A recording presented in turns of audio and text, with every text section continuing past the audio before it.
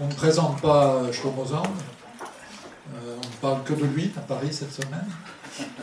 Il est passé chez Daniel Mermet. Il est passé chez Tadei, mais vous ne l'avez pas encore vu. Il va même passer à France Culture. Pas chez Finkielkraut, mais... chez Laura Adler. Chez Laura Adler. Je dirais peut-être pour lancer un peu le débat que on a l'impression que tu te livres, on va se tutoyer plus tard dans la vie. Tu te livres à une escalade. Tu as fait d'abord un livre pour nous dire que le peuple juif était inventé. Bon, ça a eu du mal à passer, mais c'est passé. Et puis tu as fait un petit détour par Ernest Renan pour justifier sur le fond tes thèses. Pour montrer que je ne suis pas original de tout. Voilà, que tu peux puiser aux meilleures sources françaises. Et puis tu as fait ce second livre, disons, pour démontrer que Eretz Israël, le grand Israël, la terre d'Israël, relève aussi de l'invention, c'est-à-dire que jusqu'au XIXe siècle, on n'en trouve pas trace dans la pensée juive, qu'elle soit religieuse ou pas religieuse. Et maintenant, c'est pire, j'allais dire, tu aggraves ton cas, tu rends ta carte. Mais rendre sa carte du Parti Socialiste, je dis au hasard, hein, j'aurais pu dire du Parti Communiste, ça on comprend que c'est possible et c'est assez simple. Mais rendre sa carte du fait d'être juif, c'est un peu plus mystérieux. Donc ce que je propose, parce que sinon l'expérience des débats avec toi, c'est qu'on peut partir dans tous les sens. Donc je propose que toi d'abord tu nous expliques un peu la démarche, et puis ensuite qu'on ait un dialogue avec qui voudra dialoguer avec toi. Tu ne manges personne en principe. Donc il n'y a pas de problème, on peut avoir un dialogue tout à fait civilisé. Voilà, donc pourquoi cette escalade? Je te remercie beaucoup. On se connaît de longue date et je suis sûr que tu étais surprise, très surprise avec les derniers livres. Donc le cheminement vers les derniers livres a commencé avec le premier Rocky, c'est-à-dire comment le peuple juif est orienté, qui est démarré avec une pensée simple, qu'est-ce que c'est un peuple, pourquoi on dit peuple juif, etc. Vous comprenez, hein? Et j'arrivais à une conclusion historique, etc., que un peuple juif, dans le sens moderne peuple, est faux. Si on ne croit pas au peuple race, j'espère que vous, comme de bons Français républicains, vous ne croyez pas au peuple race. Ok? Donc j'ai écrit le premier livre pour décomposer l'idée essentialiste d'une ethnie qui a erré 2000 ans jusqu'à qu'il a trouvé justement le refuge en Palestine. Et comme j'étais accusé avec le premier livre, que mon but était de détacher les liens profonds des Juifs à leur terre, à leur patrie, j'étais accusé par beaucoup de pro-sionistes. J'ai décidé, et c'est très intéressant que je n'ai pas pensé en début, je n'ai pas écrit le premier livre pour montrer que les Juifs n'ont pas un droit historique sur la terre. C'était tellement évident pour moi qu'ils n'ont pas un droit historique que je n'ai pas pris la peine dans le premier livre d'écrire sur ça. Le but était de décomposer l'idée que les Juifs, c'est un peuple race. D'accord? Est-ce que c'est clair jusqu'à maintenant? Je m'excuse avec cette langue française d'indigène ici qui m'a tué, mais j'essaie de faire le maximum pour être clair, ok? Et j'aime beaucoup les langues des indigènes parisiens.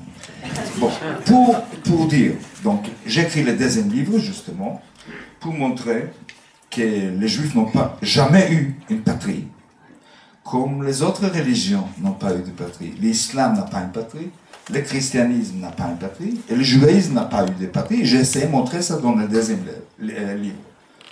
Et voilà. Et j'ai aussi montré, comme les Juifs n'étaient pas exilés il y a 2000 ans, ils ne voulaient jamais pas retourner, entre guillemets. Et jusqu'à maintenant, hein, ils ne retournent pas, hélas, si vous voulez. Parce que je voudrais que Woody Allen émigre comme une partie des peuples juifs à Tel Aviv. Hein, ça pourrait être très très marrant. Les blagues à ce moment-là, mais lui il ne parle pas mon langue, ces blagues sont différentes, etc. Donc, pas peuple, pas terre, pas patrie. Donc, pourquoi j'ai écrit le troisième, qui, le titre est le plus scandaleux, peut heurter beaucoup de gens qui se définissent comme juifs et n'ont rien à voir avec le sionisme. D'ailleurs, mon traducteur, par exemple. Oui, il est ici, Michel Willis, qui continuait que se considérait comme un bon juif parisien. Mais pourquoi j'ai écrit ce troisième livre, que je savais que je vais gagner un peu plus des ennemis, surtout à Paris, hein? Bon. J'essaie de faire clair et très court, parce que, et d'ailleurs, si je vais parler encore 25 minutes ou 20 minutes, toi, tu as toujours le droit de m'intervenir, me couper, d'accord? Pas de problème. T'inquiète pas. Ok. Donc, pourquoi ce troisième livre avec ce titre? Ce n'est pas une provocation, je peux vous assurer. C'est plutôt un cri de douleur, mal à l'aise, profond, qui s'exprime dans les titres. Mais ce n'est pas une provocation du tout. Je suis sérieux. D'ailleurs, j'ai signé, il y a quelques années, avec beaucoup d'autres, une plainte. C'est-à-dire que nous voulons changer dans les cartes d'identité et dans le registre de la ministère de l'Intérieur, changer notre nationalité. Vous savez que c'est écrit nationalité juive, nationalité arabe, ou nationalité de russe, ou nationalité hongroise, ou nationalité beaucoup russe, et autres nationalités, même est-allemand, jusqu'à maintenant. Ceux qui sont nés à Leipzig avant 89. Hein? Donc on a fait une pétition pour demander de changer pour une nationalité israélienne. C'est arrivé jusqu'à la Cour suprême et c'était refusé. Donc, si vous voulez, les premières raisons que j'ai écrit ce livre étaient parce que je crois, comme un démocrate républicain, je ne peux pas continuer à me considérer juif comme citoyen israélien. Et pourquoi? Parce que c'est imposé sur moi, une nationalité que je ne reconnais pas du tout. Je ne crois pas qu'il y ait une nation juive. Et deuxième chose, c'est pas seulement qu'on me force de me définir dans le cadre d'identité comme juif, en plus, je sais très bien, et je suis sûr qu'une partie de vous le sait aussi, qu'être juif dans l'État israélien, c'est être un citoyen privilégié. C'est la première raison. C'est des années que je sais ça. Qu'être juif, citoyen juif, israélien juif, en Israël, c'est être une personne privilégiée, appartenir même à une caste. Pourquoi? Parce que l'État d'Israël n'est pas une vraie république qui se définit que c'est un État démocratique de ses citoyens. Vous comprenez ça? Je crois que comme Français, ce sera presque naturel pour vous de comprendre qu'Israël ne peut pas être une vraie démocratie tant qu'il ne se définit pas l'État de ses citoyens. Vous êtes d'accord ou non? Comme républicains français, socialisants, communisants, je ne sais pas quoi, libéraux même. Non, non, c'est clair. Un État doit appartenir à tous ses citoyens. Et voilà, l'État d'Israël se définit comme État juif, État des Juifs, et c'est ça grave les dernières 10 ans. C'est-à-dire, plus en plus, il y a des lois qui soulignent le fait que l'État est juif. Tout ça est basé sur un bluff. Parce que c'est. Et je voudrais corriger une idée répandue qui définit l'État d'Israël comme État théocratique. Pas du tout. Israël, ce n'est pas. Bon, il n'y a pas une séparation de la religion des nations et des États, mais ce n'est pas le problème. L'État n'est pas théocratique parce que c'est des laïcs qui ont fixé des lois, qui ont emprunté de la religion des lois pour imposer à garder une certaine ethnie pure. Vous savez, les lois de mariage étaient données par Ben Gurion au rabbin, pas parce que lui, il était croyant, orthodoxe ou quelque chose, parce qu'il ne savait pas comment définir juif. Et il a eu peur aussi, comme le sionisme dès le début a hérité ça du judaïsme, d'essayer d'empêcher les juifs de se marier avec des non-juifs. Raconte un peu les deux chariots. Oui, dans les livres, j'apporte ça, c'est-à-dire Ben-Gurion qui était un homme profondément laïque. D'ailleurs, je crois que le sionisme, comme, comment dire, un acte historique, a pu se réaliser, surgir et réaliser à cause de la laïcité. Et dans mon deuxième livre, j'ai même défini le sionisme comme une révolte contre le judaïsme. Et que ce sera clair, qu'il n'y aura pas aucun débat. Le sionisme, c'est une révolte contre le judaïsme historique. Revenir maintenant avec l'histoire de Chariot, si vous voulez, que Ben-Gurion, en 1952, a senti le besoin d'aller discuter avec les chefs de l'orthodoxie à cette époque israélienne, juif en Israël, pas israélien. Chazon Ish, s'appelle ce grand rabbin orthodoxe, il n'était pas sioniste d'ailleurs. Il ne voulait pas attendre le concept État juif, pour lui c'était une horreur. Combiner État avec les concepts juifs, pour l'orthodoxie, c'était, comment dire, terrible. Mais on arrive chez Chazon Ish pour laisser convaincre, avoir de bons rapports avec l'État sioniste, israélien. Donc il voulait montrer que le sionisme réalise une ancienne rêve, si vous voulez, juif, de retourner à la terre, etc. Chazon Ish, comme il n'était pas sioniste, c'était clair pour lui qu'on ne peut pas avoir un État juif tant que le Messie n'arrive pas. Ça, c'est le judaïsme. La refuse l'idée que le Messie est arrivé. C'est la raison qu'il n'était pas chrétien. Le christianisme, c'est justement le judaïsme avec le Messie. Si vous voulez, pour faire court. Hein? Le judaïsme, c'est un refus d'accepter le Messie. Et c'est la raison que le judaïsme n'est pas sioniste. Est-ce que vous comprenez ça? C'est bizarre un peu que je dise ça. Parce qu'un État, c'est défini comme juif. À toute façon, Ben-Gurion arrive et essaie de convaincre, regardez, on colonise la terre, on fait plein de bonnes choses pour les juifs. Et le Chazon Ish le regardait, il a cité le Talmud, il a dit, vous savez, bon, le Talmud c'est 2 chameaux, mais il a dit, il y a 2 chariots. Un chariot plein et un chariot vide. Comme ils arrivent à l'apogée d'une colline, qui doit laisser l'autre passer?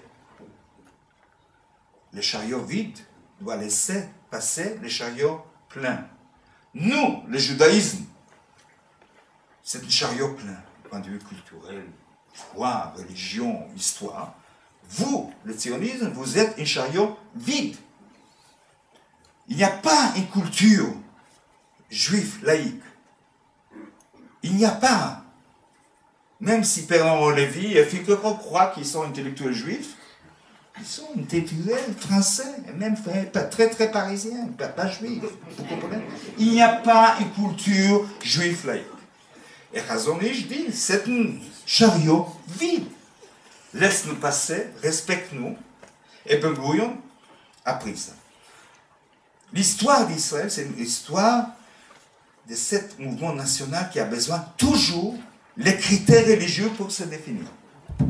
C'est pour ça qu'il n'y a pas de constitution. Hein? C'est une des raisons qu'il n'y a pas de constitution, parce qu'on ne peut pas définir qui est juif. Laïque, religieux, pas de problème, hein? Il n'y a pas ici. Non, parce qu'il y a des signes pour un vrai juif. Maintenant, dans ce débat, parce qu'il y avait beaucoup de respect de la part de Ben-Gurion, vous devez savoir, en Israël, on insiste que l'État est juif, on insiste. Une petite erreur a fait Chazon Ish. Et c'est ça le sous-titre de mon livre. Vous avez vu, j'ai l'intitulé Un regard israélien. Donc Chazon Ish n'a pas, en 1952, il n'a pas vu que le sionisme a créé un nouveau peuple, que le sionisme a créé une nouvelle nation que jusqu'à maintenant ne veut pas les reconnaître. Il y a pour le sionisme une nation juive, que lui il est mort, et il n'y a pas une nation israélienne qui inclut les habitants qui habitent là-bas. Vous comprenez ça ou non?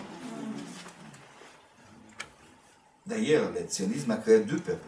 Parce que moi, comme historien, je crois que le peuple palestinien, la nation aujourd'hui palestinienne, est créée aussi par la colonisation sioniste. Même s'il y a des Palestiniens qui ne vont pas accepter. Comme le sionisme, c'est un fruit de judophobie de l'Europe de l'Est, le peuple palestinien, la nation palestinienne, c'est un produit des colonisations sionistes. Mais hélas, Israël, en vérité, ne veut pas reconnaître ni l'un ni l'autre. Revenir sur la question, pourquoi je ne suis pas juif?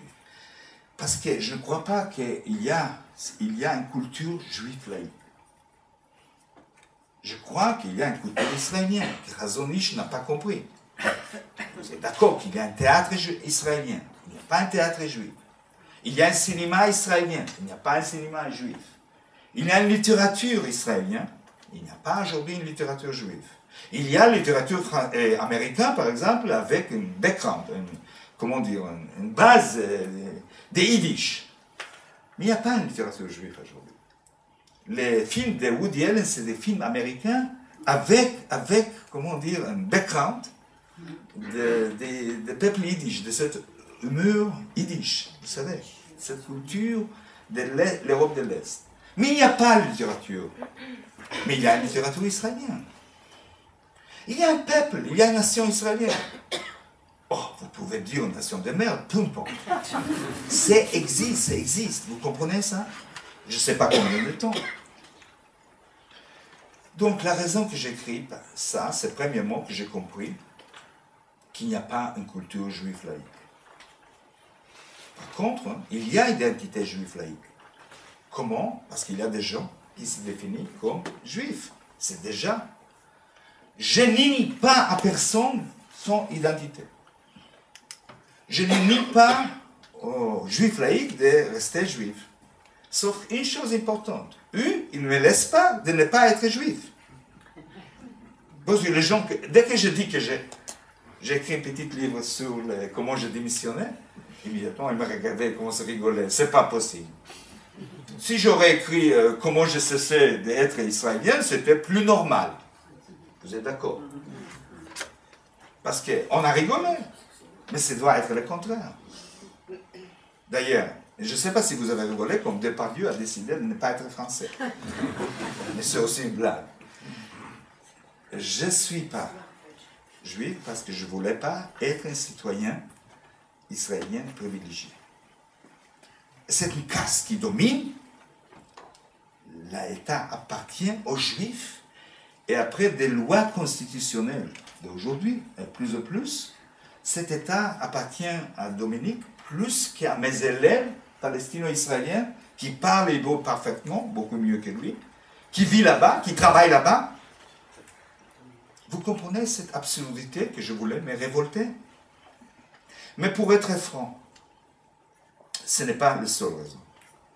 C'est-à-dire cette mal à l'aise profonde. Il y a deux autres motivations, de raisons de ne pas définir juif. Première, comme historien, je suis arrivé à une conclusion que dans le monde occidental, l'antisémitisme public, c'est-à-dire la judophobie, je préfère le mot judophobie au antisémitisme, parce que vous savez très bien que les sémites n'existent pas. Et le mot antisémite était inventé par des judophobes antisémites dans le 19e siècle. Il y a encore des raisons que je préfère la judophobie, mais je vais autoriser aussi l'antisémitisme pour contacter avec vous. Donc je crois que l'antisémitisme politique, public, dans le monde occidental, a reculé d'une façon très significative. Bien sûr, toujours il y a un antisémitisme, dans les mauvaises fréquentations des salons et à cimetières, etc. Oui, mais il n'y a pas un antisémitisme public, politique dans le monde occidental. Il faut comprendre ça. Et tout le monde, les pro-sionistes, l'État d'Israël, aujourd'hui il y a un titre dans les journaux, « Ah, il y a l'antisémitisme en Belgique ». Il y a toujours. Parce que c'est longue cette histoire de judophobie. Ça remonte à toute l'histoire du christianisme. J'essaie de faire ça clair. C'était facile de prendre les juifs autrefois pour les mettre en centre de cette christianisation des nations en Europe. On a eu besoin des juifs. Ce besoin est terminé. C'est-à-dire, on a arrivé à constituer des nations. On arrivait et maintenant on est en train, on essaye, c'est difficile de cristalliser l'Europe. Et voilà le nouveau ennemi intérieur dangereux. Et cette fois, ce n'est pas le juif. Vous savez qu'en France, il y a un blague qui dit que toujours la France est en retard d'une guerre. Vous connaissez ça? Oui, oui, oui. Je crois aussi que la France est toujours en retard d'une victime. Est-ce que vous avez compris? C'est-à-dire, aujourd'hui, pour cristalliser une conscience, une identité européenne, on a besoin d'Arabes, les migrés, les musulmans, etc. Et c'est la raison qu'une islamophobie en Europe est toujours publique et politique. Je ne dis pas qu'il n'y a pas un antisémitisme. Et ce n'est pas cet antisémitisme dans ce siècle 1850, 1950, qui était vraiment, vraiment important. Il y a d'ailleurs des judophobies pervers dans le monde islamique nationaliste nouveau. Ça, il faut comprendre. Il faut lire les journaux dans le monde islamique et voir ça. Mais je ne crois pas que la judophobie est politique et importante dans le monde occidental. Même que le conflit israélo-palestinien essaie toujours de nourrir cette haine. Tu sais, on vient de voir à la télévision, pour ceux qui l'ont vu, une soirée consacrée à Édouard Drummond Oui, et à la France juive.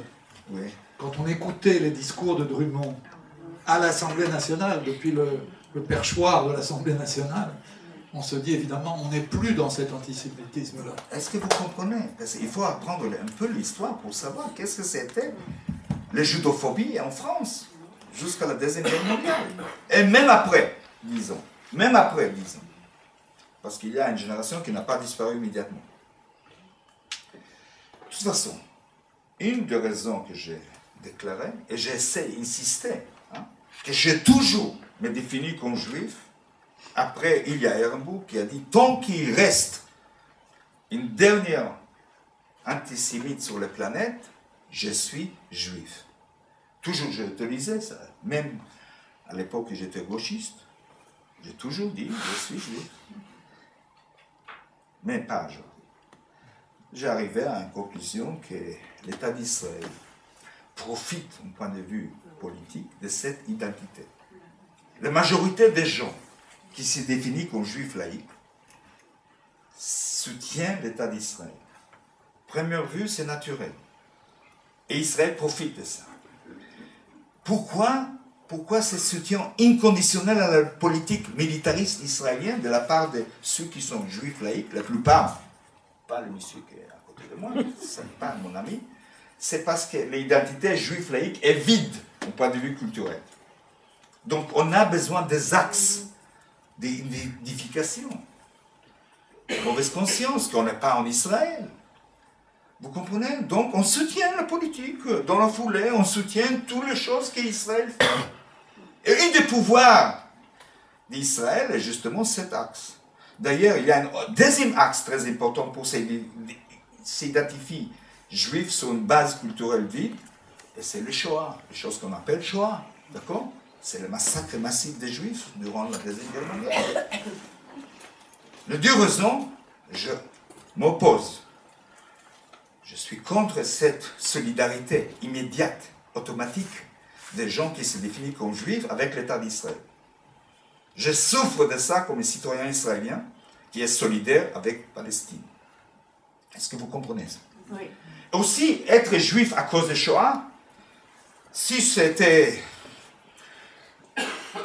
y avait un certain sens dans le XXe siècle, moins ou moins dans le XXIe siècle. Et pourquoi? Parce que c'est identifié après un trauma. Éduquer des enfants avec un trauma, c'est toujours mal. C'est toujours pervers. S'identifie avec un trauma dépassé. Vous comprenez? Je voudrais que tout le monde en Europe se souvienne de ce massacre massif des Juifs et des autres innocents. Et moi en Israël. Parce qu'une éducation de cette profonde de cette identité juive est le Shoah, le Shoah, le Shoah, le Shoah. La traduction politique est claire. Hein? On peut faire n'importe quoi à cause de ça. Bon, les raisons que j'ai décidé d'écrire ce livre avec ce titre étaient, si vous voulez savoir, quelque chose qui m'est arrivé il y a 2 ans, je crois, à Londres. j'ai eu un débat avec des audiences très gentilles, antisionistes, mais très très juifs, éclairés, sympathiques. Bon, il y avait aussi des Palestiniens dans la salle qui ne pourraient pas intervenir parce que c'était une discussion entre juifs antisionistes. Et soudain, ça m'a venu une idée. D'ailleurs, le modérateur était un professeur de philosophie de Oxford, très très gentil, qui dit qu'il est d'accord avec mon démarche, etc. Mais lui, il reste juif. Je me souviens, je lui demandais, quelle culture juive vous avez? Il a dit, bon, je ne sais pas. Quelle culture juive vous allez transmettre à vos enfants? Donc il a dit, ah, ouais. Je suis divorcé, mes enfants, c'est des enfants de ma femme qui n'est pas d'origine juive. Donc, il a réglé les problèmes. Mais, à ce moment-là, je vais me poser la question, la première fois dans ma vie. Tout à l'heure, vous avez mentionné, on peut devenir juif religieux. Hein? On peut devenir. Bon, c'est plus difficile, c'est convertir. Mais il y a aujourd'hui des voies réformistes très faciles en États-Unis. Pas tellement à Paris. On peut devenir chrétien. C'est vrai, non? Pas trop difficile. On peut devenir musulman. Très très facile. Vous savez, très facile. On dit une phrase et voilà, on se démarre. On s'approche de Dieu.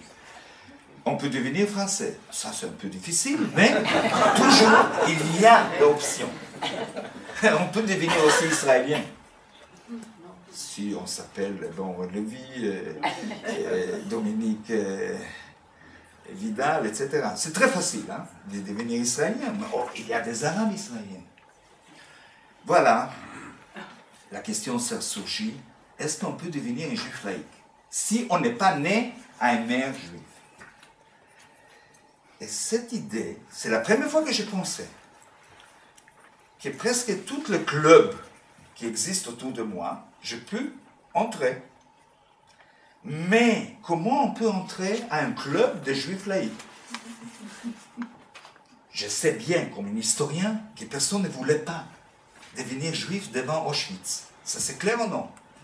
Personne ne voulait pas même devenir juif ici à Paris à l'époque de Vichy. Même si on habitait à Montparnasse. Personne ne voulait pas devenir juif dans l'Empire russe durant le pogrom de la fin du 19e siècle. Mais quelque chose a changé ici. Aujourd'hui, c'est facile hein, d'être juif. On s'affiche comme un médaillon, comme un honneur. Comme ça, on peut profiter des souffrances, des capitales des souffrances des passés. Un peu. C'est mes gènes, vous comprenez ça? Moralement, c'est mes gènes. Et surtout que c'est un club fermé. Moi, comme descendant de juifs, parce que je ne nie pas le fait que je suis d'origine juive, je suis israélien d'origine juive, mon passé est juif, mon présent est israélien, et mon futur, si j'ai un futur, parce que je commence à vieillir, c'est être un homme, c'est-à-dire un universel, vous comprenez? Comme horizon. Donc j'ai décidé de ne pas être juif dans la situation actuelle, parce que les juifs dans l'histoire ont souffert trop, surtout le 19e siècle, le 20e siècle, de cette club fermée au point de vue des identités. Merci beaucoup. Pour que tout soit clair. Je suis circoncis, oui.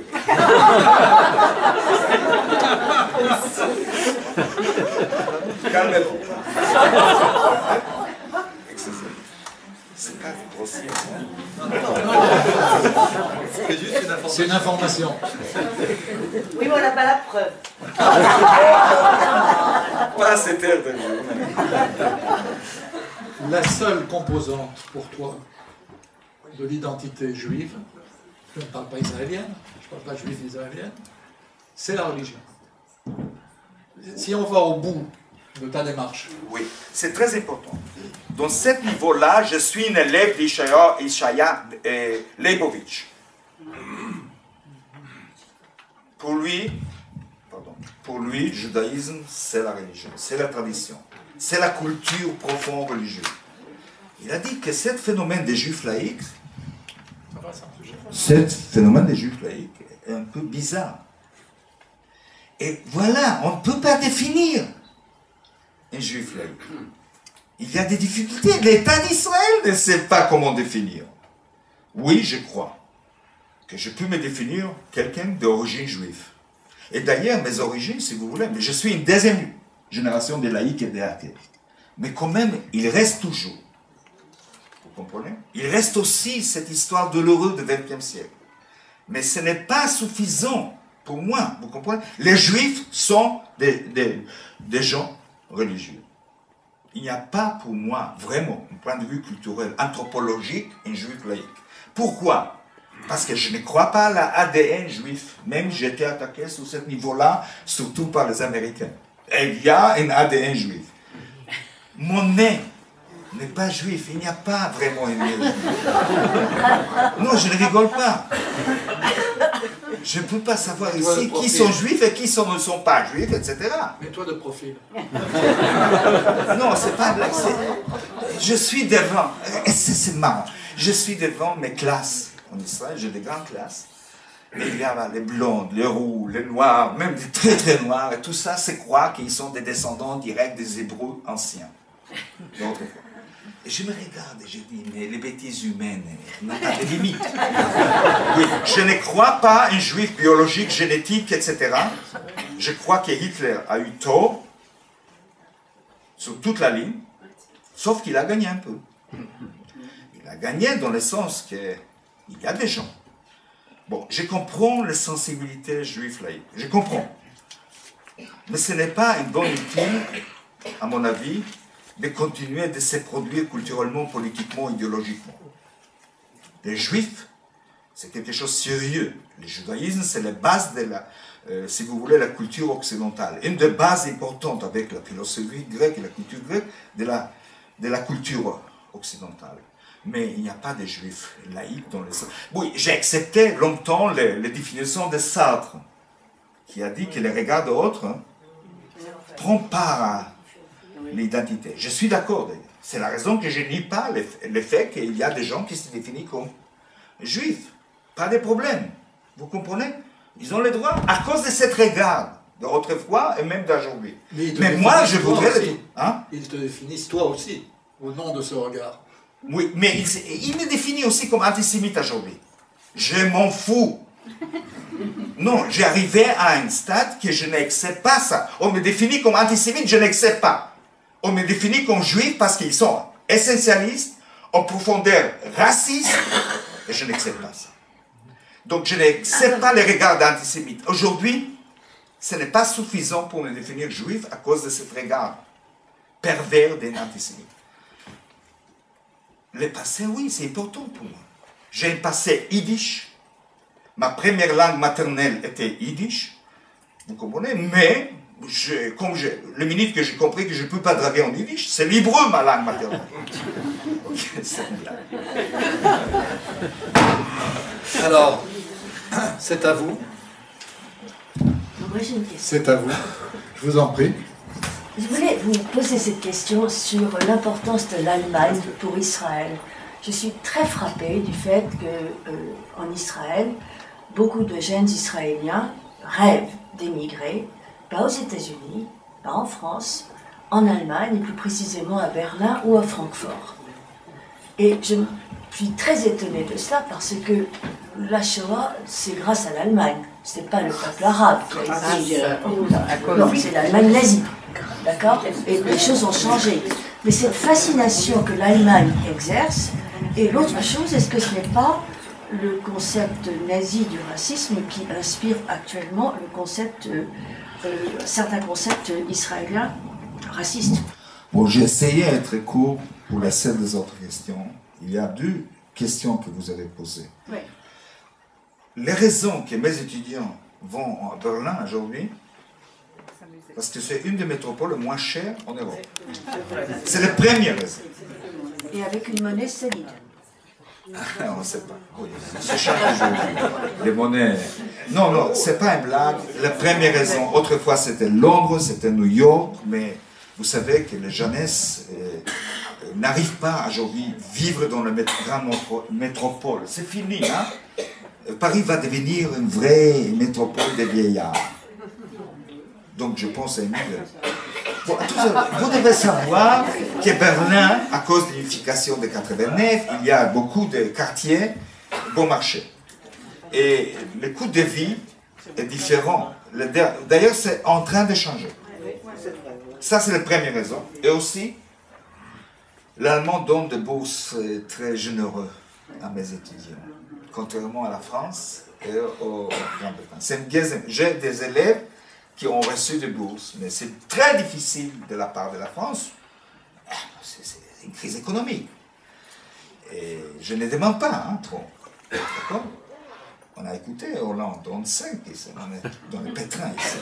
Bon, de toute façon, les Allemands, à cause de cette passé, donnent d'une façon très généreuse. Mais avant-hier, il y avait un titre dans le Haaretz à propos de cette immigration.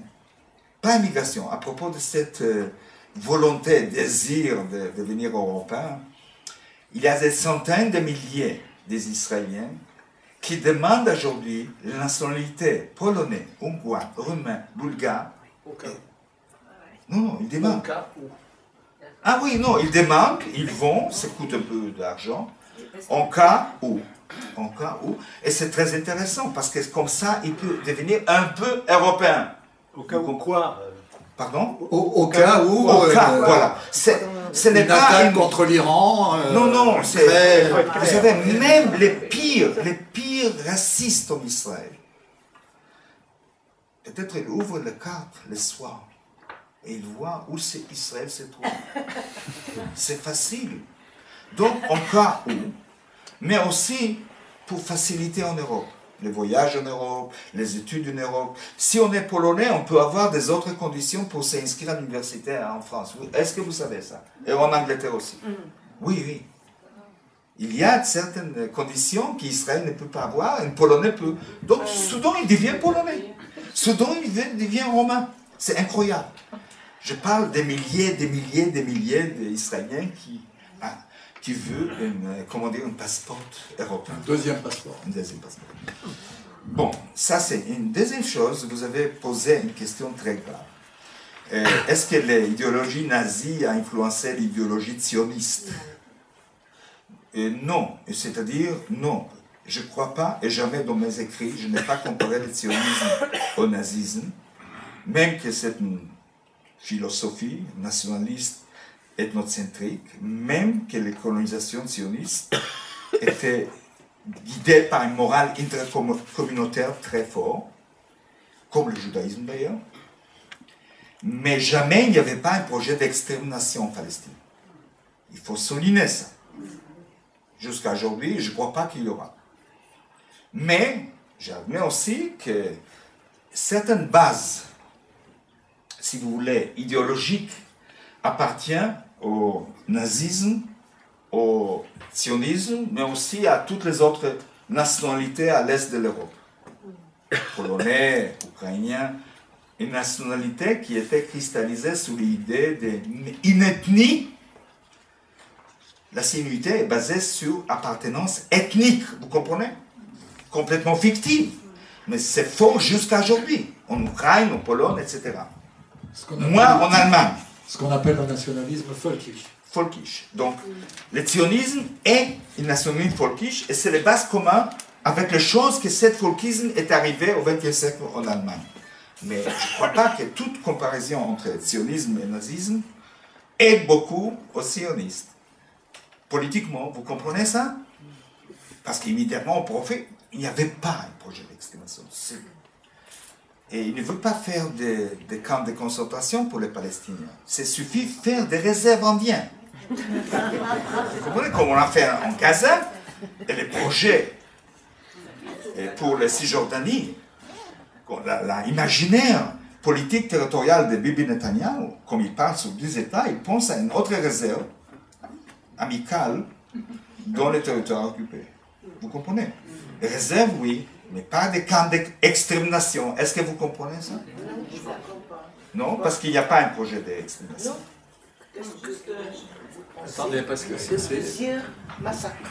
Pardon? Non, mais... Des massacres. On vous entend pas. Si on n'entend pas au fond de la Un salle. micro, s'il vous plaît. Je ne suis pas tout à fait d'accord avec vous, Vous avez le droit. parce que comment vous expliquez les massacres commis par les Israéliens? On ne parle pas de Deir Yassin, Tantoura, plusieurs. Moi, je croyais, je suis palestinien, je croyais que c'était un seul massacre, c'était Deir Yassin. Et puis j'ai quitté Paris pour aller connaître mon pays que je n'ai pas connu. Alors on m'a dit qu'il y avait plusieurs massacres. Et comment vous expliquez ça?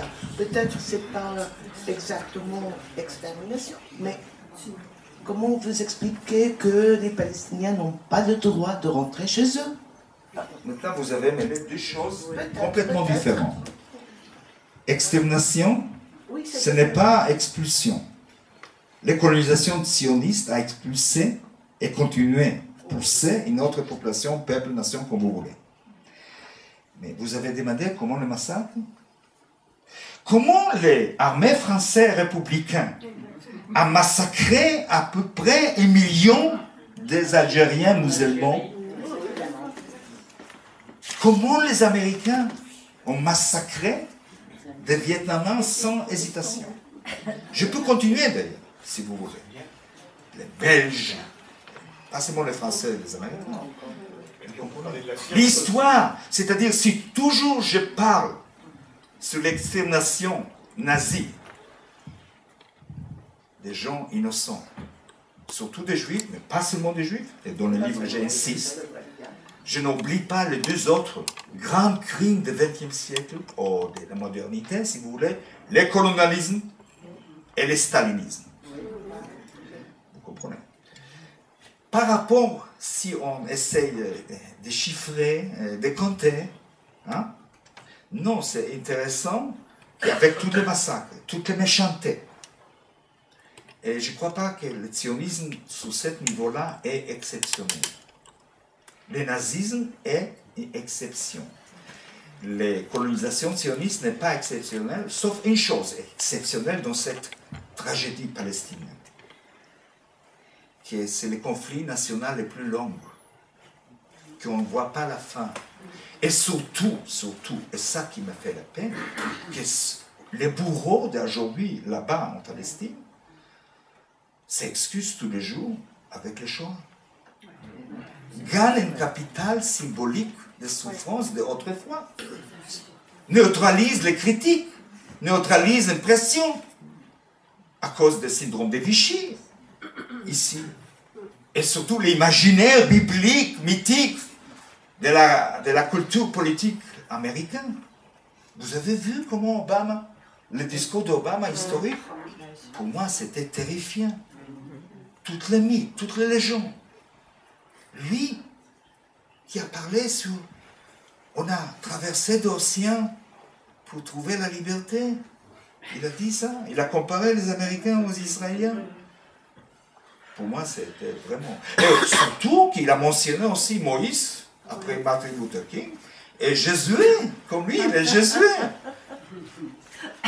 Bon, il n'a pas eu le temps de lire la Bible. S'il aurait lu vraiment la Bible, il savait qui est Josué. Le premier qui a commis, après les légendes, les mythes, d'ailleurs ce n'est pas vrai, un génocide dans l'histoire. Est-ce que vous savez ça? Sinon, vous pouvez lire dans l'internet ce soir la Bible en bon français. Et voir qui était le personnage qu'Obama a mentionné de son discours, grand discours historique, moral, politique, à Jérusalem. Là-bas, vous aviez une question, il faut faire passer le micro parce que sinon... Merci. Qu'est-ce qu'on va faire maintenant? Il y a beaucoup d'intelligence qui est capable de lire ce que vous dites. Beaucoup de gens, beaucoup d'informations est disponible. Avant, on ne pouvait pas communiquer aussi facilement. Vos idées et vos discours passent. Il y a beaucoup de gens qui sont capables de l'atteindre intellectuellement. Des gens intelligents. Mais ils ne l'atteignent pas. Ou ils choisissent de ne pas l'atteindre.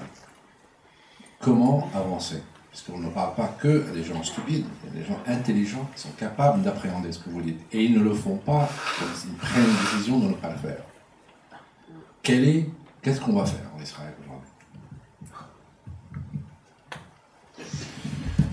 Hélas, je ne suis pas un stratège politique. Vraiment, j'ai essayé de faire, j'ai échoué. Il y a des gens qui ne sont pas des grands politiciens. comme Hollande, Mélenchon. Non, c'est pas une blague. J'aime écrire, j'aime parler, mais je ne crois pas que je pouvais être. Maintenant, au point de vue de projet politique, oui, c'est ça la question. Je suis toujours très modéré de mes visions politiques. Je ne suis pas modéré dans l'analyse des passés ni l'analyse des présents. Je suis très radical, on ne comprend pas. Et comme Bibi Netanyahu, je suis pour 2 États. Mais contrairement à Bibi Netanyahu et à Amos Oz, je suis pour 2 États, pas parce que je voudrais un État juif. Vous savez, il y a une crainte chez les gros sionistes de l'idée d'un État ensemble. Vous savez ça? Parce que, comme ça, les chers États juifs vont disparaître. C'est Amos Oz. Je n'appartiens pas. Je ne suis pas sioniste. Donc, je suis pour 2 républiques. Pourquoi? C'est simple. Parce que dans le royaume, dans la politique, c'est le royaume des possibles. Je ne crois pas qu'il faut attendre que la société judo-israélienne va accepter le principe de devenir une minorité de leur propre État. La société la plus raciste aujourd'hui dans le monde occidental, c'est la société judo-israélienne. Est-ce que vous êtes d'accord? Oui. Sinon, je peux prouver. L'éducation, les lois, etc. Donc, je ne crois pas qu'il faut attendre, c'est-à-dire bâtir un État binational, il faut avoir le consensus des Israéliens, l'accord des Israéliens. Demander aux Israéliens de vivre dans une minorité sur un État d'Abbas et même d'Ismaël Haniyeh ne peut pas être un projet politique. Je ne pense pas qu'il faut compter sur les volontés de la société judo-israélienne comment vivre. C'est la raison que je suis pour une retraite, une pression de la retraite israélienne sur les frontières de 67. Mais je ne suis pas pour un État juif, je suis pour une république israélienne à côté d'une république palestinienne. Et dès la première minute qu'on peut réaliser ce projet, ça doit être une confédération parce qu'on ne peut pas vivre sans les Arabes au Proche-Orient. J'insiste partout. Vous comprenez? C'est le royaume des possibles. Est-ce que je crois? Non. Je suis très, très pessimiste. Et je dis ça à la fin. On ne peut pas attendre une vraie volonté de compromis historique avec les Palestiniens de la part de la société judo-israélienne. La preuve, c'est l'élection, les dernières élections. Se déroulait comme une société, une culture politique qui se trouve entre Paris et Bruxelles. Personne n'a pas parlé sur les Palestiniens, sur les fins de conflit. Les Palestiniens ne tirent pas. Vous savez, Descartes a dit, je suis, donc, et je tire, donc je suis, comme ça, il a dit, non? Je pense. Je tire, donc je suis, je tire, donc je suis. C'est pas vrai, non? C'est ça, hein? Tant qu'ils ont commis cet acte terrible de terreur, c'était une issue qu'il fallait se confronter. Voilà. Aujourd'hui, ils essayent d'organiser une résistance civique et le monde s'en fout. Qu'est-ce que je pense? Je parle devant un public parisien. Je demande à chacun d'eux de faire n'importe quoi pour joindre de cette pression sur Israël de se retirer dans les territoires, dans les frontières de 67. Avec toutes les forces que vous avez, pour aider au peuple palestinien à se débarrasser de l'occupation. Comment Comment? Concrètement. Concrètement, j'accepte n'importe quelle pression sur Israël pour se retirer à la frontière de 67, sauf le terreur des enfants et des femmes. N'importe quelle. Vous pouvez traduire, mais traduire. N'importe quelle pression. Vous comprenez? Concrètement, je vous avais dit, je ne suis pas français. Je ne crois pas que l'Israël aujourd'hui puisse se changer de dedans. Mais une chose, je dis, parce que je ne suis pas fataliste, avec tous mes pessimismes profonds, je ne suis pas fataliste.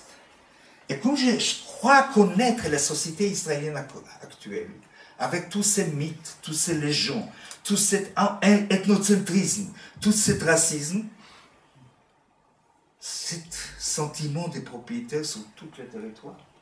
Hébron est à nu, parce qu'Abraham est enterré là-bas. Jéricho est à nu, parce que Jésus l'a compris autrefois. Donc le mythe existe. C'est la base de l'identité judo-israélienne. Mais une chose importante, si vous voulez une petite lumière d'espoir, cette société est matérialiste et hédoniste. Très, très hédoniste. Ce n'est même pas les sociétés iraniennes. Donc, si demain il y aura un boycott de toutes les plasmes de plus de 21 inches, je crois que les sociétés israéliennes pourraient commencer un autre registre d'identité. Plasme, on dit? Plasme de 21 inches. Plasma, pardon. Des plasmes de TV. C'est une société tellement matérialiste que s'il y aura une pression, une vraie pression de la part d'Europe, vous comprenez? Il ne faut pas renoncer à la plasma 21 inches. Vous comprenez ça?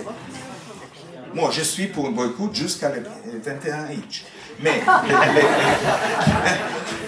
plus grave, il ne faut pas supporter. Je ne rigole pas, ce n'est pas une blague. Bon, ce n'est pas seulement le plasma. C'est les iPhones, c'est les iPods, c'est tous ces choses-là. Les sociétés israéliennes sont très, très dépendantes au point de vue matériel. Est-ce que vous comprenez ce que je dis? Mais ça, c'est votre tâche. Hollande est à vous, pas à moi, non? Non, mais je rigole pas. Bon, je suis pessimiste à cause d'Obama aujourd'hui. J'espérais qu'Obama sera un Carter. J'espérais, comme beaucoup d'entre vous. Chaque jour qui passe, je perds d'espoir. Je préfère Bush le père pour le moment. Je rigole pas. Et avec Hollande aussi, je n'ai pas cru trop. Je ne suis pas déçu parce que je n'ai pas cru de la République. Qu'est-ce qu'on fait? Je n'ai pas de recette, je m'excuse. Je dois que chacun de vous, malgré la situation mondiale, malgré cette opinion, malgré les peurs d'être accusé d'antisémitisme, c'est la meilleure arme des sionistes aujourd'hui, il faut continuer à soutenir le peuple palestinien. Avec tous les moyens possibles, sauf le terror. Oui, mais enfin, vous avez quand même... Attendez, madame, on va vous faire passer le micro si vous voulez. Bon, juste une petite remarque. Prenez le micro, sinon on ne vous entend pas, madame. Il y a des vieilles oreilles ici. Juste une petite remarque tout d'abord, c'est vous avez parlé de réserve indienne, mais d'après moi le terme n'est pas approprié à Gaza. Je crois qu'il faut vraiment parler de ghetto de Gaza. Quand on a 1 600 000 personnes qui pour communiquer avec l'extérieur doivent creuser des tunnels, c'est vraiment un ghetto.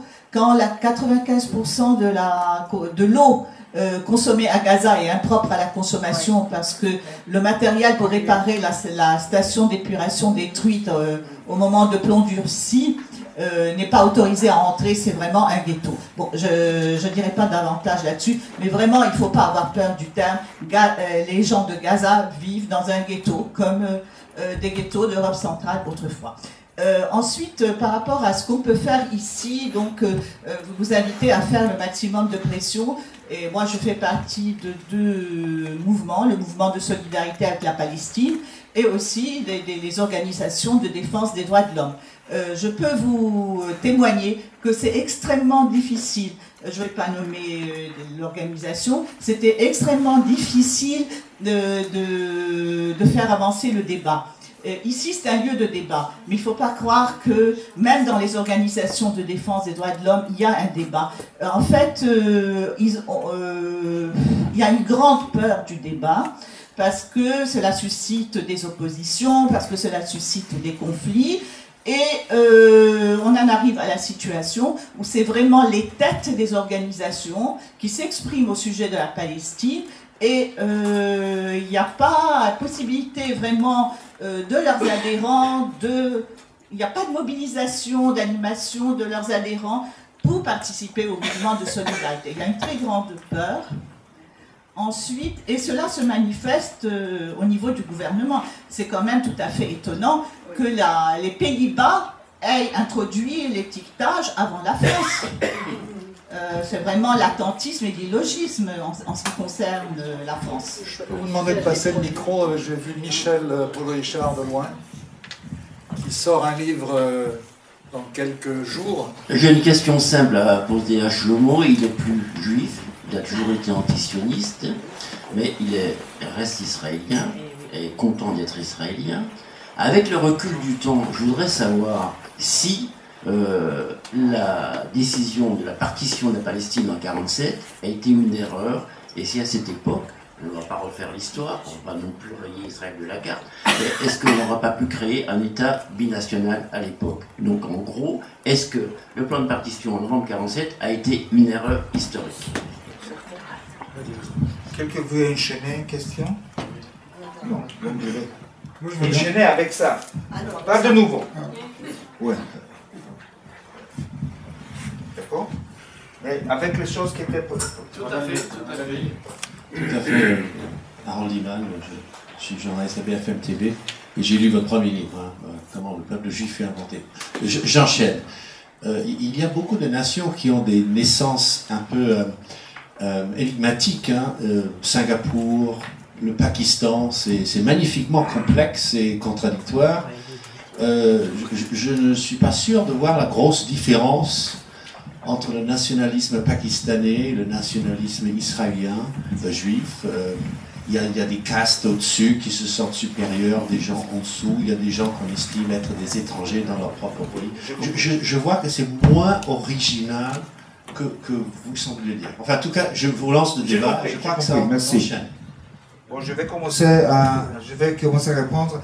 Vous savez, chacun son goût. Si vous voulez vous comparer à Pakistan, vous avez les droits. Moi, j'essaie de vivre dans une société qui se compare à la démocratie libérale. J'espère qu'un jour, le Pakistan va devenir une démocratie libérale de tous ses citoyens, pas seulement les islamiques, les musulmans. Vous comprenez? Donc, vous avez le droit de dire que le sionisme n'est pas original parce qu'il rassemble les pires États sur la planète, au point de vue des politiques identitaires. D'ailleurs, je critique l'Égypte aujourd'hui, qui veut se définir comme république islamique à cause des Coptes. Vous comprenez? Je suis contre une république islamique, comme je suis contre un État juif. Vous comprenez? Donc le fait de me comparer à des États les plus arriérés sur la planète, surtout, et ça c'est important politiquement, que le monde ne pense pas sur Israël comme il pense au Pakistan. Et Israël profite de ça. Et c'est la raison que ces dames trouvent difficile cette lutte pour les Palestiniens. Revenir à la ghetto, oui, vous pouvez utiliser. Oui, c'est peu. Mais vous savez, les questions sur le niveau stratégique ou tactique, si vous voulez. Gaza n'est pas un ghetto. Gaza n'est pas une réserve indienne. Donc, si vous voulez l'analogie, on peut l'utiliser politiquement. Si vous pensez que c'est plus utile, je ne crois pas. Et pourquoi ce n'est pas un ghetto? Parce qu'il y a beaucoup de différences. Je peux élargir ça. D'accord? Que ce n'est pas un ghetto parce qu'après le ghetto, c'était des camps de concentration. Et immédiatement, on pense sur ça. Et les ghettos, ce n'est pas une invention des nazis. Il y avait des ghettos de juifs au Moyen-Âge. Vous savez ça? Mais vous avez pensé les ghettos nazis. Et vous pensez que c'est utile? Non. Donc, premièrement, et ça c'est important, j'ai utilisé les réserves indiennes. Est-ce que vous connaissez l'histoire des réserves indiennes? Surtout, cette fait qu'Israël insiste de ne pas laisser les Gaza avoir un contact direct de souveraineté avec le monde extérieur. C'est ça important pour Israël. C'est la raison que je les compare à les réserves indiennes, pas un point de vue de souffrance, parce que c'est un fruit d'une colonisation. Ce n'est pas le cas des ghettos, c'est le cas des réserves indiennes. Les populations blanches a poussé une population. Les fermés dans les réserves indiennes ne l'a pas laissé avoir un contact avec le monde extérieur jusqu'à maintenant. C'est la raison, mais vous avez le droit, je ne m'oppose pas. Si vous voulez comparer à ghetto, pas de problème. Pour les problématiques de lutter pour le peuple palestinien, lutter contre l'occupation à Paris, je les connais très bien. Il y a 1 mois et demi, j'étais à Londres. Le Jewish Chronicle, pour le deuxième livre, pas celui-là, m'a interviewé. Bon, ils n'ont pas accepté mes idées, mais c'était naturel pour la communauté juive à Londres de me communiquer, de me représenter, de discuter avec moi. Pas à Paris. J'ai été invité à l'Université de Londres. J'ai été invité cette année par l'Université de Columbia. NYU. Je ne crois pas que je peux être invité à l'université parisienne. Non, non, il faut faire clair, hein, la France, ce n'est pas Paris. Je suis invité à Bordeaux, à Amiens, d'accord? Et la semaine prochaine, je vais parler à l'université de Nice. Mais à Paris, c'est délicat. Pourquoi? Tout le monde ici sait. Le rayonnement des CRIF est très très important à Paris, moins sur la Provence relativement. Les journalistes qui m'interviewent me disent ça. Ils prennent un risque aujourd'hui. Il y a ceux qui n'ont pas peur, comme Hermès, comme Tadei, mais les autres, c'est vente, vous savez, j'ai eu le courage de vous inviter à mon émission. Comme ça, ils me disent. On a vécu déjà un mécanisme anticommuniste aux États-Unis. On a vécu un mécanisme stalinien dans l'année 50 ici à Paris. Et aujourd'hui, on vit une sorte de mécanisme juif, ou pro-sioniste plutôt, d'accord? Une sorte, hein? Sans comparer. Voilà, donc je connais très bien. Et je sais que vous avez beaucoup de difficultés. Mais croyez-moi, j'ai aussi beaucoup de difficultés d'être à Tel Aviv et à l'université de Tel Aviv. Bon, ce n'est pas terrible, mais ce n'est pas fastoche. Pour les questions, le troisième était... Partition. Hein? Il faut revenir. Ah oui, est-ce que c'était horreur? Non, horreur. L'erreur, pardon. Moi, je commence à être fatigué, ce n'est pas possible. Horreur, oui, c'était une horreur. C'est-à-dire pour les populations en place, 48 est pire que 67. C'est clair ou non? Bon, un point de vue de victime. Les jugements que je peux avoir moral sur les sionistes à 48 ou sur les juifs réfugiés d'Europe, chassés d'Europe qui se trouvaient un refuge en Palestine parce que personne ne voulait pas l'accepter, le jugement sur les bourreaux est différent, 48 et 67. Est-ce que vous comprenez? Mais je n'ai pas parlé de 67, j'ai parlé de 47. Non, non, j'ai dit 47 ou 67. 47, reconnaître un État juif, dans le contexte, ce n'était injustice pour la population en place. Je dis ça dans le deuxième livre clairement. Bâtir un État juif comme la majorité de la population, double, c'est-à-dire les Arabes en Palestine à cette époque, ils étaient 1,3 million, à peu près, il y a une discussion. La communauté des colons, si vous voulez, juifs sionistes, était à cette époque 630 et 630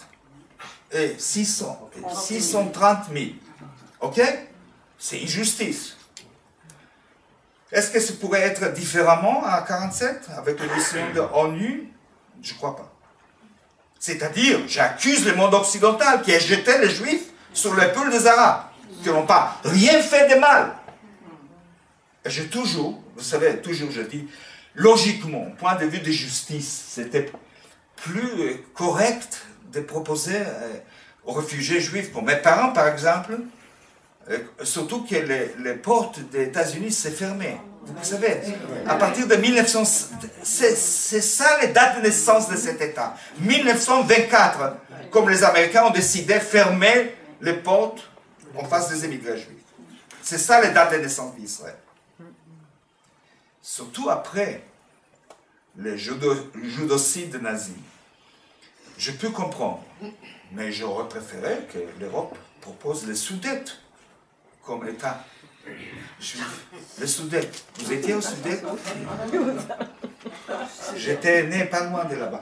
Donc les Sudètes à 45 étaient vides. Relativement, parce que les Tchèques ont poussé tous ceux qui ont parlé allemand, nazis et pas nazis, hors des Sudètes. C'était à certains moments, très court, assez vide. Donc, un point de vue justice, proposer aux Juifs cet État merveilleux, avec un climat merveilleux. Vous comprenez? Oui, c'était plus juste. D'ailleurs, quelqu'un a vu que j'ai proposé comme demi-blague. Et j'ai eu, il y a un mois, une lettre d'un Tchèque qui dit « Est-ce que vraiment vous avez proposé de donner un studio de juif ?» Il était inquiète. Un physicien en plus, il a écrit ça. Donc j'ai dit non, non, non, je ne voulais pas continuer. Non, c'était une blague, je m'excuse et tout ça. Maintenant, c'est important de comprendre. 1945, c'est la vraie tragédie palestinienne. C'est injuste. Mais je comprends dans le contexte historique les faits que beaucoup de gens ont soutenu. Et même j'accepte le terme État juif à cette époque-là à cause de les choses qui sont passées dans la guerre, Deuxième Guerre mondiale. Vous comprenez? Je dis que ce n'est pas aujourd'hui la définition de juif, mais c'était logique à 1945. Vous comprenez? On ne savait pas exactement qui vont être les citoyens. On n'a pas eu un terme israélien. D'ailleurs, on n'a pas eu un terme palestinien à cette époque. La décision de l'ONU était pour juifs et arabes. Bon, j'espère un jour, avant de mourir, je verrai une confédération d'une république israélienne et une république palestinienne. Chaque république, confédération, hein, aura des situations qui n'ont pas les mêmes races. C'est-à-dire, il y a une population arabe-israélienne en Israël, oui. J'espère que Mahmoud Abbas, ou je ne sais pas qui va vivre avec cette compromis historique, ils vont garder les colons. Qu'ils ne reviennent pas à Tel Aviv, vous comprenez? Comme citoyens égaux, hein? Qui ont le même part de l'eau, de terre, etc. Hein? S'ils acceptent d'être des citoyens palestiniens, pourquoi pas? Hein? Je ne suis pas raciste. Moi. Ok. Voilà. Une très courte. Est-ce que vous pouvez nous parler du tribunal, du rôle du tribunal Russell pour la Palestine? Ah, c'est une des choses les plus positives et les moins efficaces que je connais. Je crois qu'il faut éviter que Shlomo ne soit happé par un débat franco-français. Parce que tout à l'heure, ce que vous avez dit, madame, je ne crois pas. Je ne crois pas à la superpuissance du CRIF. Je crois au fait que les hommes politiques français croient que le CRIF est puissant. C'est possible. Et c'est pas la même chose. Parce que si vous regardez l'opinion de nos concitoyens, 70% de nos concitoyens sont pour un État palestinien à côté d'Israël. Le problème, c'est la lâcheté, pour parler clair. N'oubliez pas que le candidat Hollande s'était prononcé dans son 59e engagement pour la reconnaissance de l'État de Palestine. Le président l'a oublié. Ça, c'est pas l'effet du CRIF, ça, c'est l'effet de ce que pensent Hollande et d'autres de la force du CRIF. Je crois qu'il ne faut pas vivre dans une forteresse assiégée. Beaucoup de Français nous écoutent, nous entendent. Écoutez, le livre, je ne vais pas dire des secrets, mais enfin, le livre de Shlomo s'est vendu en France à des dizaines de milliers d'exemplaires. Ça a un sens, ça veut dire qu'il y a une écoute qui n'existait pas il y a 20 ans ou 30 ans. Mais je voulais un peu, je suis d'accord complètement, ce n'est pas un pouvoir réel des CRIF. Sauf que jamais le mécanisme n'était pas vraiment un pouvoir réel, ni aux États-Unis, ni le stalinisme dans l'année 50. C'était les prudences, les indifférences. C'est ça, si quelqu'un est agité, quelqu'un qui a fait un chantage, les gens ont peur d'être accusés comme antisémites. C'est ça les clés, vous comprenez? La plupart des gens savent que quelque chose immoral est dans l'occupation, c'est-à-dire 45 ans. Un État garde une population sans aucun droit politique, civique, syndical, etc. 50 kilomètres de ma maison, vous comprenez? Ce n'est pas le cas des Arabes israéliens qui sont complètement différents. Ils sont des citoyens de deuxième degré. Mais dans les territoires, 45 ans. Pas 45 jours, pas 45 semaines, pas 45 mois. Donc je crois que l'effet que les gens comprennent ça est évident. À propos de votre question, qu'est-ce qu'on peut faire? Premièrement, ne pas avoir peur de l'antisémitisme, d'être accusé d'antisémite. Si quelqu'un vraiment n'est pas antisémite. C'est important. C'est la raison, entre autres, que je crois que c'est mieux, et je crois de ne pas l'appeler ghetto, mais une réserve indienne. Entre autres choses, pour éviter, et dans le livre, si quelqu'un le lise, après le titre, il voit clairement le fait que je souligne sur les souffrances d'autrefois, les persécutions d'autrefois, les malheurs d'autrefois, longue histoire des Juifs en Europe. Vous comprenez? Donc, si quelqu'un lit, il voit que je ne peux pas être bête ou pervers comme les antisémites sont. Mais les peurs d'être accusés à cause des Vichy. Parce qu'en Angleterre, c'est différent, complètement différent. Vous savez que le premier livre, comment le peuple juif fut inventé, est arrivé à une shortlist dans une compétition de livres juifs, que le comité juif anglais est derrière. Au début, quand j'ai reçu les lettres, j'étais sûr que c'est un attrape-nigo, quelque chose, me faire une blague. Non, c'était des shortlists. Vous comprenez? À Paris, c'est possible que comment le peuple juif est inventé sera une shortlist d'écrits. Vous avez raison, ce n'est pas un pouvoir réel. De tout. C'est d'ailleurs un pouvoir très fragile, temporaire en plus. Je suis sûr. Hein? Fragile et temporaire, surtout à cause du syndrome de Vichy. Donc il faut savoir, ne pas avoir peur.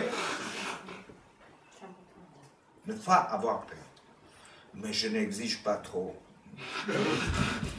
D'autres questions? Madame, oui. Tout à l'heure, vous nous avez exhorté, ici dans la salle, à faire quelque chose, à agir. Oui. Bon, je fais comme quelques personnes ici, partie de différentes associations pour la défense de la paix dans les territoires palestiniens.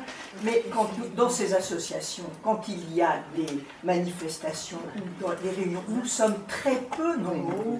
Il y a très peu de gens qui s'investissent. Donc, comment exhorter même les gens qui sont ici à agir, à rejoindre les manifestations quand on boycotte? On n'est pas nombreux, on n'est pas du tout nombreux. Pour vous dire une chose, je n'ai pas de recette. Je suis... Dominique a eu raison de dire, au moins en France, il y a un milieu qui sait. Moi, je vis dans des milieux qui ne savent pas, qui ne veulent pas savoir. Vous comprenez? Maintenant, l'édition allemande de cette petite livre, à chaque langue, c'était vendu pour... Ça va être traduit. Je crois que c'est déjà paru en allemand hier ou aujourd'hui. Je l'ai dédié, chaque place. Ici, je l'ai dédié à la mémoire, le souvenir de Dominique, de Pierre Vidal-Naquet. À Pierre Vidal-Naquet. En Angleterre, je l'ai dédié à la mémoire d'Eric Hobsbawm. Mais pourquoi c'est un rapport avec les choses que vous avez dit? En allemand, langue allemande, j'ai dédié les livres, les 7 petits livres, à Haro Schulze-Boysen. Bon, la plupart ne savent pas. Qui est Haro Schulze-Boysen? Personne ne sait pas? Non, non. Bon, j'étais surprise avant-hier, dans un déjeuner avec Régis Debray, était le seul Français qui savait le nom de Haro Schulze-Boysen. Haro Schulze-Boysen était un résistant allemand, qui est devenu aussi un espion pour une des armes, mais il se considérait comme résistant à Hitler. Et il a lutté dans la fin des années 30 comme résistant.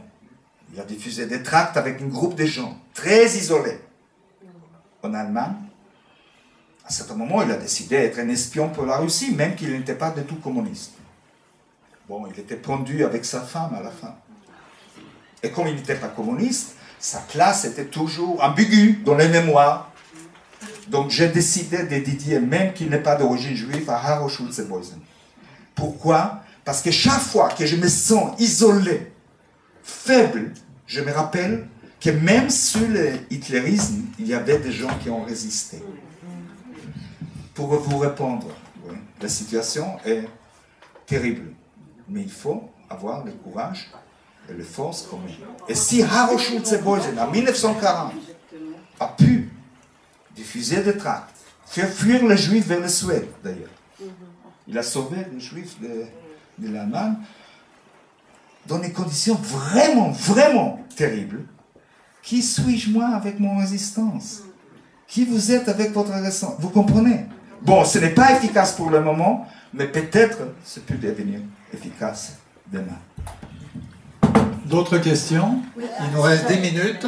Alors, madame a parlé, donc peut-être monsieur là-bas ou madame, je n'ai pas vu de loin.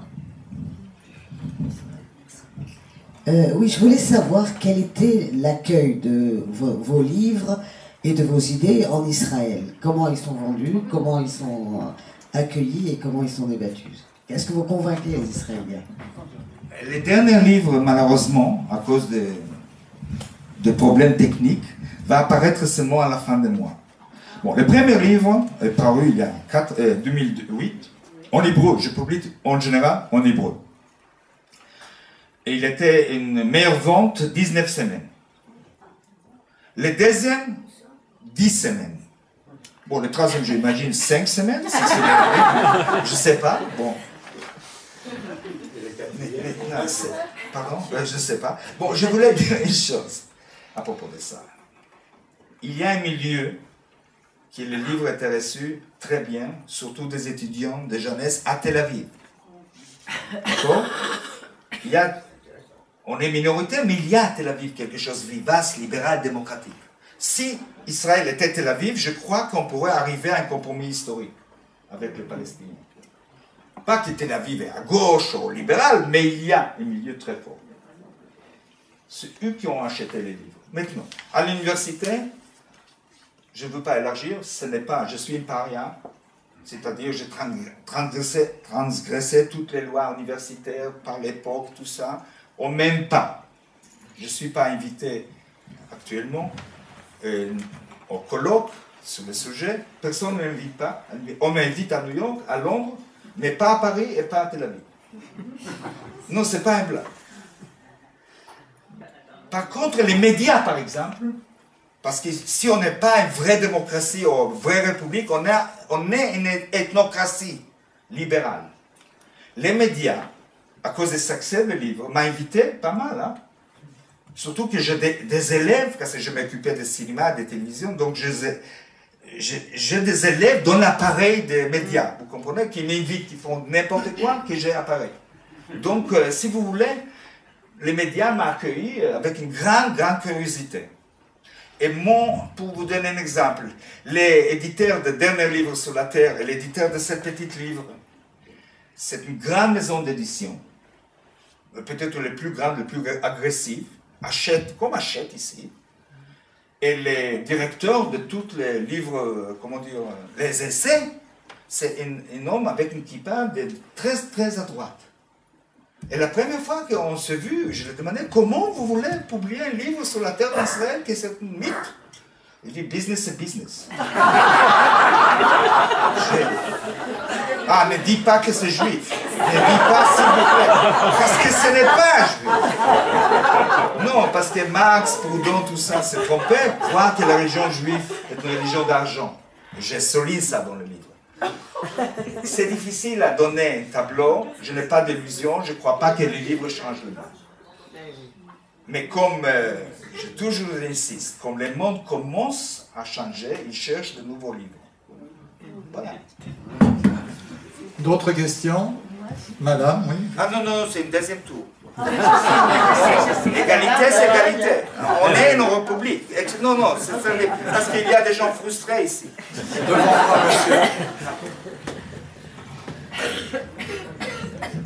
C'est une question un peu d'ordre général. Hein. Je voulais juste savoir, vous connaissez bien la société israélienne. Est-ce que vous pouvez nous faire un état des lieux de son moral? C'est-à-dire, est-ce qu'elle les croit vraiment? Alors, je suis arrivé vraiment tout à la fin de l'intervention. Vous avez déjà peut-être souligné le sujet. Donc, j'en suis désolé. Non, mais croire à son devenir. Croire... est-ce qu'elle ne vit pas non plus au jour le jour? J'ai l'impression que on ne lui propose pas d'horizon, on ne lui propose pas d'avenir. Les hommes politiques, quand ils agissent au nom d'un État européen. toutes les conventions, les accords de coopération avec l'Europe, Israël est considéré comme un État européen. D'ailleurs, c'est ce qu'il réclame. Si on prend les accords euro-méditerranéens de 1995, Israël a toujours dit « Surtout, je ne m'insère pas dans cet accord méditerranéen, je veux des accords européo-israéliens. » C'est-à-dire, ce que je suis en train de dire, la société israélienne elle-même, est-ce qu'elle n'est pas en train de souffrir de ce manque de perspective, de ce manque de confiance, à peu près, c'est provocateur ce que je vais dire, à peu près comme la société palestinienne pour laquelle on bouche l'horizon, pour une fois. Quoi. Bon, je vais être cette fois très court, d'accord, parce qu'on n'a pas le temps. Oui, je crois que vous avez raison, c'est une très bonne question et remarque. Je crois qu'il y a un sentiment profond qu'il n'y a pas vraiment un avenir, comment dire, visible. Mais deux choses à propos de ça, je peux ajouter. Il y a parallèlement une vision que le peuple juif est éternel. Il ne faut pas oublier ça. Ça donne la force. Vous comprenez? Dans l'éducation profonde, on commence à 7 ans à prendre la Bible comme livre laïque sur un peuple éternel, le plus long que les Chinois. Donc, ce n'est pas un avenir, ce n'est pas une perspective politique, je suis complètement d'accord, mais c'est quelque chose de mythique, d'éternité. Et ça fonctionne pour le moment. Deuxième chose, pas seulement les Palestiniens, pas seulement les Israéliens n'ont pas une perspective d'avenir, une perspective politique d'avenir, vous les Français aussi. Et c'est important aujourd'hui dans le monde occidental qu'il y a moins en moins d'avenir. Donc, perspective politique, les capacités de forger une vision de quelque chose qu'on peut réaliser. C'est-à-dire, c'est le monde entier, en début du XXIe siècle, qui souffre beaucoup de cette manque de perspective d'avenir. Avec le recul du communisme, du socialisme et l'utopie, vous comprenez qu'est-ce que c'est arrivé? Quelque chose est devenu assez vide, au point de vue de perspective politique. Ce n'est pas le problème israélien et des Palestiniens. C'est aussi un problème ici, profond. Et on dit, et c'est ça, presque une formule que ce matin j'ai écrit ça dans mon nouveau livre. Toujours je pensais qu'il y a moins d'avenir, il y a plus de passé. C'est faux. C'est-à-dire qu'il y a plus d'histoire. L'histoire aussi est en crise. Vous savez ça?